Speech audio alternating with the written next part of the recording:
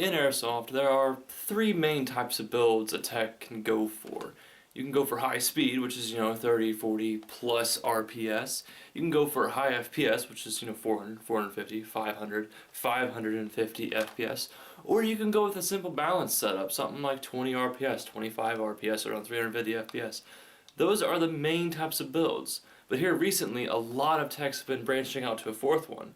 That fourth one being known as trigger response builds. And I gotta tell you, I really love trigger response. I've probably got a problem. But with all these techs building these new trigger response builds, it begs the question, how does one achieve the ultimate trigger response? Well, we're gonna find out today. Before we go any further, let's actually define trigger response for people who may not know what it is. Trigger response is how quickly your gun completes one cycle. It's how quickly your gun completes one cycle based upon the pull of the trigger and then the gearbox finishing its cycle. So, that may ask another question, what's the difference between trigger response and high speed? Well, a lot of high speed guns come with good trigger response, because that's just how it works. High torque motors, low ratio gears, strong battery is normally going to yield good trigger response. But there are ways you can get really good trigger response and not so high rate of fire, like my gun, for example, which we'll be digging into later in this video. But why is trigger response desirable? It's not like it's an important thing. I mean, sure, you don't want your gun to take 10 seconds to complete a cycle, but it's nicer when it completes a cycle as soon as you pull the trigger. It's nice and crisp, it's nice and clean. It's a very satisfying feeling as a tech and as just a person who's shooting a gun that as soon as they pull the trigger, the BB leaves the barrel. Nobody wants a slag time, and that's personally how I feel. I don't want any time in between me pulling the trigger and my gearbox cycling. It just sounds better, it feels better, and it's personally something I like. Like a lot of techs like high rate of fire guns. Some techs like high FPS guns. Some techs like myself like balanced builds with high trigger response. That's just kind of what I like. And it's just really, personal preference based. But let's actually see some different examples of trigger response. I'm going to hook up a 7.4 volt LiPo to this, an 11.1, and then even a 14.8 volt LiPo to show you guys the difference between trigger response and what it actually looks like. Or sounds like. Fully charged 7.4 volt LiPo.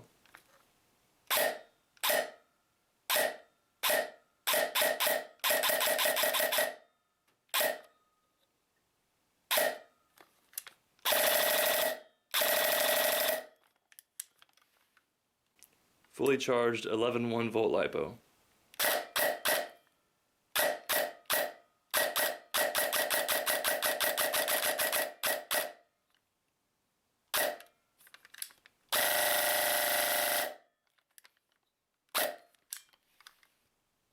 Fully charged 14.8 volt LiPo.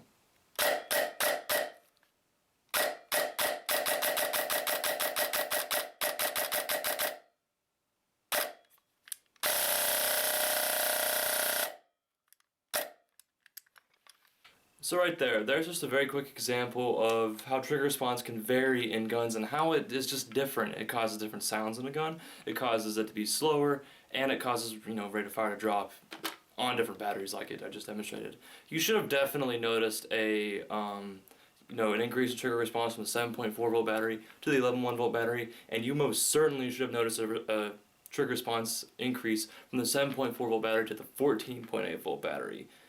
Stronger voltage batteries increase trigger response, but I was just using this as a demonstration that trigger response, what it sounds like when it's slow, what it sounds like when it's fast, and just how it sounds better in my opinion and most everybody else's opinion when it is faster.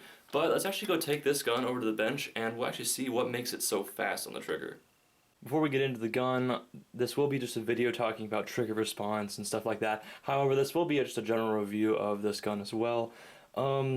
Yeah, that being said, there's about $250 to $300 in just internals alone in this gun. So if you want to copy this exact setup, you're going to have to pay a decent amount of money. Just so I can, like a bit of forewarning there. However, let's actually dig into it and see what it's got inside. So there are a lot of different ways you can get trigger response. Right off the top of my head, I can think of 4 different build lists that are the most popular that'll yield you good trigger response. But they all yield, different, bonus things, I guess you could say. they all do yield good trigger response, but at the same time, one will yield a really low rate of fire. The next will yield really high rate of fire. And it just kind of goes back and forth in there. It really depends on what you want. If you want a really high trigger, like really good trigger response with a really low rate of fire, then there's one way you gotta do it. But if you want a really high rate of fire with really good trigger response, then there's another way you have to do it. So like that being said, there's a lot of different ways you can get trigger response. So this isn't a guide that's going to tell you this is how you need to get trigger response. This is just a guide telling you how I got trigger response, the ultimate trigger response really. And I will be explaining different ways you can get trigger response. As I said previously, there are plenty of ways you can achieve trigger response. But let's go over those ways real quick. The first way you can achieve trigger response, and probably the most popular, is high-speed single-sector gear builds.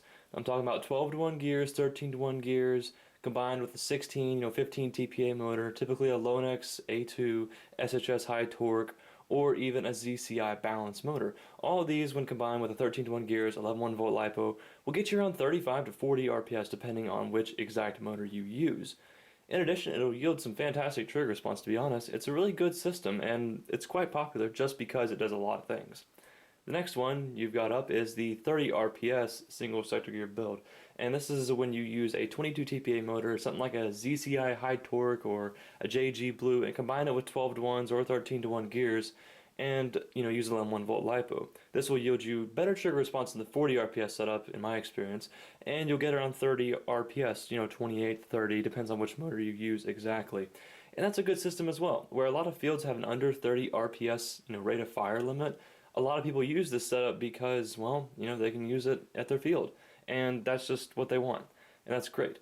The next thing you can do is you can go for a DSG. DSGs are fantastic. They can yield some incredible rate of fire, but they can also yield some fantastic trigger response.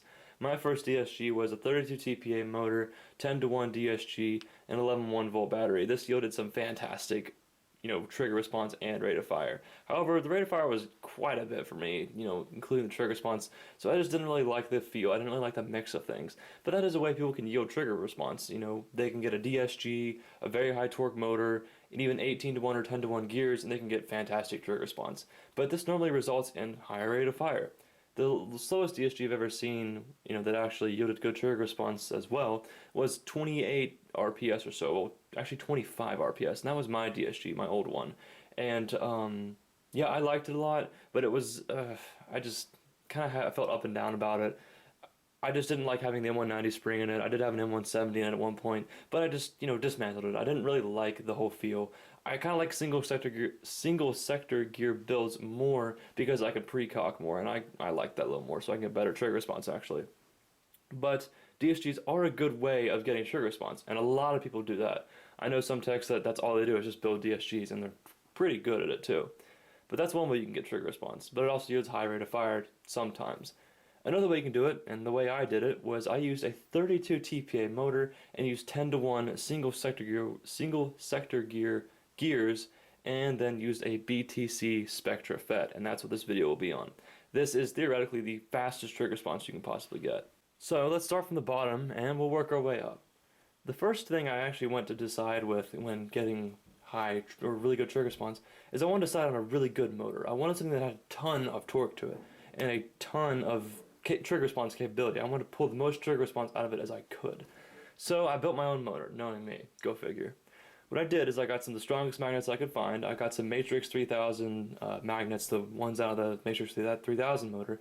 Those are some pretty strong magnets. They're the second strongest magnets I've ever come across, next to Sistema magnets that are, phenomenally strong.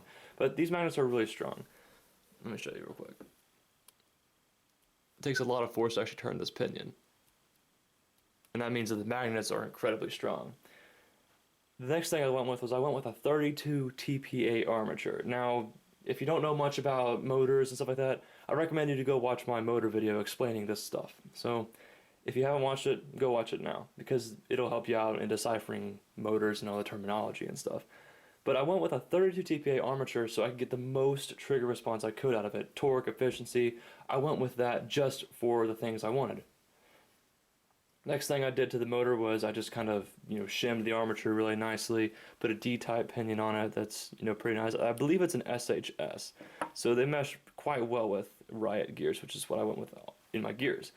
But I just basically tuned my motor up as best I could. I shimmed the magnets to the armature, polished the commutator, and just did basic stuff related to make my motor as efficient as possible. And that's what I went with this motor. I just want something that has a lot of trigger response, and the higher the TPA, theoretically, the more trigger response.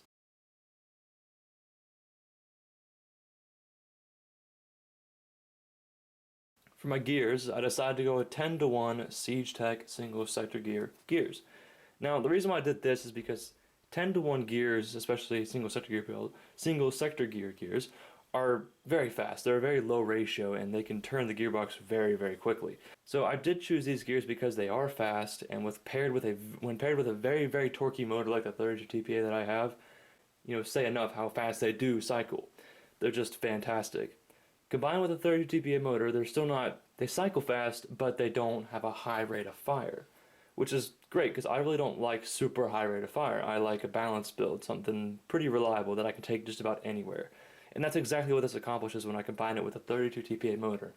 It's just a really good feeling, and they're just good. I really can't put into words what I'm getting out of this setup. 10-to-1 gears, 32 TPA motor, fantastic.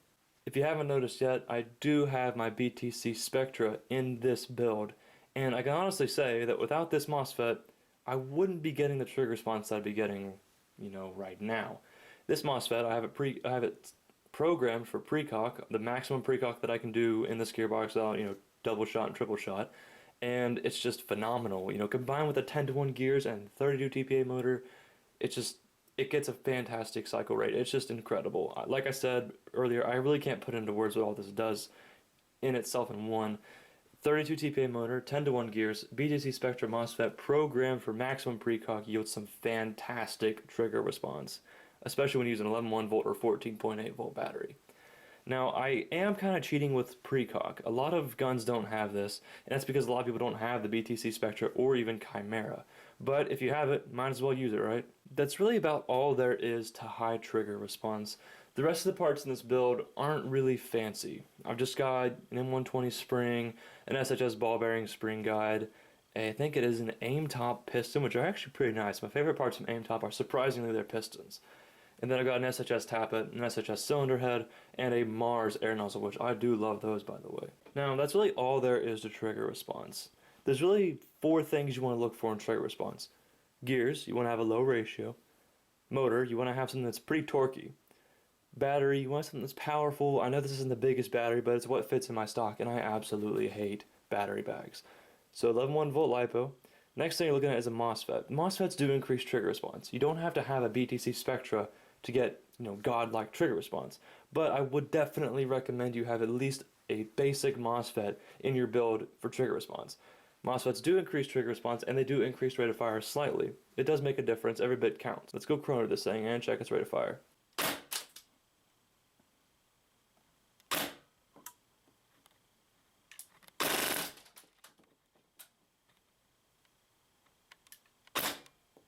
So there you have it, the ultimate trigger response. Now, I know AEGs are only capable of so much trigger response. I mean, Polar Stars honestly do beat AEGs out as far as trigger response goes, but this is the fastest, or at least the fastest, you can get single sector gear trigger response, which is fantastic if I might say myself. Now, there is a difference between trigger response and a short trigger pull. Keep that in mind. Trigger response affects how quickly your gearbox cycles. Short trigger pull just means your trigger pull is short. There's a difference there. But other than that, I hope you guys enjoyed this video. It's supposed to be an informative video on how to get trigger response. I know a lot of people ask me this question, and I'm just kind of getting tired of saying the same things over and over again. So I decided to make it into a nice video. So I hope you guys enjoyed. I'm the Airsoft Tech. I'll see you guys later.